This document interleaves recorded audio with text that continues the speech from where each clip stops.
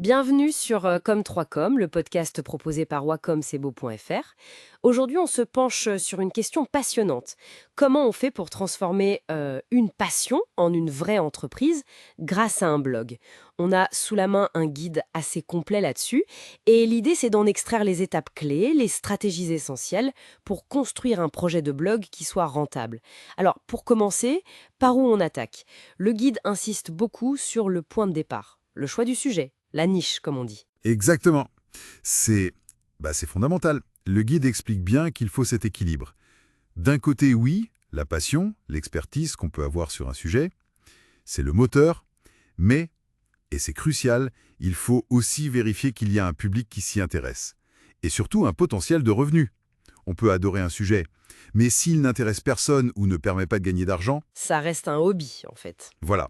Le guide mentionne des outils comme Google Trends pour voir si un sujet est populaire ou SEMrush pour analyser la concurrence, les mots-clés que les gens tapent. Il suggère même que certaines niches, comme la finance, la santé, le bien-être, sont souvent, disons, plus directement lucratives. Ok, c'est logique. Une fois qu'on a cette niche bien identifiée, il faut l'alimenter, ce blog. Le contenu. Le guide est très clair là-dessus. C'est le roi. Et il parle pas juste d'écrire des articles, hein. Il insiste sur la qualité, bien sûr, mais aussi la diversité. Proposer des infographies, peut-être des vidéos, des formats audio. Absolument. La qualité, c'est ce qui va attirer et surtout fidéliser les lecteurs. Mais le guide ajoute une nuance importante, la régularité. C'est un facteur clé. Pour les moteurs de recherche, oui, mais aussi pour créer une habitude chez les lecteurs. Mieux vaut publier un bon contenu par semaine, de façon constante, que 5 d'un coup et plus rien. C'est un rythme à trouver. Tout à fait. Et puis, l'interaction. C'est fondamental. Il ne suffit pas de publier dans son coin. Répondre aux commentaires, poser des questions, créer une vraie communauté. D'accord, donc on a ce super contenu, de qualité, régulier. Mais il faut qu'il soit vu. Et là, on arrive au fameux SEO, l'optimisation pour les moteurs de recherche. Ça peut faire un peu peur, ce côté technique. Oui, ça peut sembler technique, mais le guide le décompose assez bien. Il ne s'agit pas juste de mettre des mots-clés partout, hein. L'important, c'est d'utiliser naturellement les termes que les gens recherchent, d'optimiser la structure du site, des titres clairs, des métadescriptions qui donnent envie de cliquer, et la vitesse de chargement. C'est devenu hyper important pour Google. Ah oui, la vitesse, on en entend beaucoup parler. Et les backlinks, les liens qui pointent vers le blog depuis d'autres sites. Le guide insiste sur la qualité de ces liens. Un lien depuis un site reconnu dans la même thématique, ça a beaucoup plus de poids. C'est comme un vote de confiance. Très clair. Bon, et la question que beaucoup se posent, l'argent. Comment on gagne de l'argent avec ce blog? Le guide explore plusieurs pistes. Oui, et c'est ça qui est intéressant, la diversité des options. Il y a la pub classique, via Google AdSense par exemple, mais le guide suggère que ce n'est pas toujours le plus rentable au début. Le marketing d'affiliation, ça peut être plus rapide. On recommande des produits ou services pertinents pour son audience et on touche une commission. Comme une récompense rémunérée, en somme. C'est un peu ça. Et puis ce sur quoi le guide met l'accent à long terme, c'est souvent la vente de ses propres produits. Des e-books, des formations en ligne. Là, on contrôle tout et c'est souvent plus lucratif une fois qu'on a battu une relation de confiance avec son audience. Et les partenariats avec des marques, les contenus sponsorisés?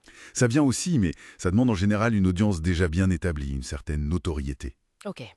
Donc, on a le contenu, le SEO pour la visibilité, des idées pour monétiser, mais il faut activement attirer les gens, au-delà de Google, la promotion. Indispensable. Mm. Le SEO, c'est bien, mais ça ne suffit pas toujours. Le guide parle d'une approche sur plusieurs canaux. Les réseaux sociaux, oui, mais en choisissant bien lesquels. Là où se trouve vraiment l'audience qu'on vise. Pas la peine d'être partout. Être stratégique. Voilà. Et un point très fort du guide, c'est l'importance de construire une liste d'emails, une newsletter. C'est un canal direct qu'on contrôle pour fidéliser, informer, promouvoir.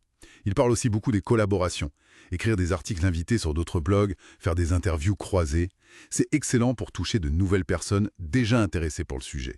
Et enfin, pour que tout ça tienne dans la durée, qu'on ne s'épuise pas ou qu'on ne parte pas dans le mur, le guide termine sur l'analyse et l'adaptation. C'est le cycle de l'amélioration continue en fait. Utiliser des outils comme Google Analytics, oui, mais pas juste pour regarder le nombre de visites. Il faut comprendre d'où vient le trafic, quelle page marche le mieux, quelles sont les sources de revenus les plus efficaces. Analyser, vraiment. Et écouter son audience, j'imagine, surtout l'essentiel, les retours des lecteurs, les commentaires, les emails, c'est une mine d'or pour savoir ce qui plaît, ce qui manque, comment ajuster la stratégie. Le guide le dit bien, La flexibilité, c'est la clé, savoir s'adapter. Donc si on résume, ce qui ressort de ce guide, c'est vraiment un processus structuré. Bien choisir sa niche, créer du contenu de valeur régulièrement, travailler sa visibilité avec le SEO et la promotion, trouver les bonnes méthodes de monétisation, et puis cette boucle d'analyse et d'ajustement constant. C'est tout à fait ça, et ça soulève une réflexion intéressante, je trouve, pour celles et ceux qui nous écoutent et qui envisagent ce parcours. Au-delà de toute la technique et des stratégies qu'on vient d'évoquer, quelle est peut-être la première petite action concrète qui pourrait être faite là, aujourd'hui, pour démarrer ou améliorer son propre projet de blog, en s'inspirant de ces étapes? Une excellente question pour réfléchir. Merci pour cet échange très riche. Rendez-vous au prochain épisode.